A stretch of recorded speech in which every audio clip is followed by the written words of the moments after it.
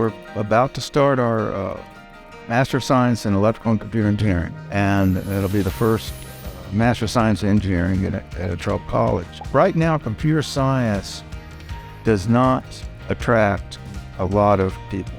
It actually turns off a lot of people. There's only one theory, I would say, of computer science education, essentially, at the collegiate level. As long as that is unchallenged and there's no alternatives to that, then I don't see any hope of getting substantial numbers of underrepresented people. In some ways, like the idea of bringing it to people is almost like part of the problem with a lot of approaches, because we need to be given the same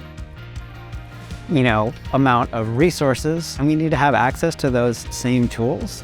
And then it's not about like bringing stuff to us, it's about us having the things that other people have, and then what we get to create, for ourselves underneath our own leadership, in our own languages, in our own systems, at our own universities. I want to have my students becoming philosophers and looking at things from the perspective of a Navajo. For me, these graduate programs are going to lead to, I think, the solutions. And the thing is let us build graduate programs that make our students successful and make our students feel fulfilled, and that they're not being forced to give up their identity, give up their culture. We've always owned the ability to create things. Like, that's always been something that has been ours. So I think like the more ways that we're able to work, for ourselves and the things that we care about and work for our own people, like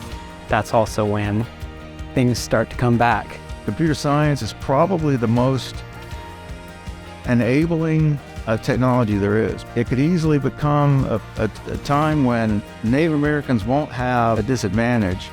They'll actually have an advantage.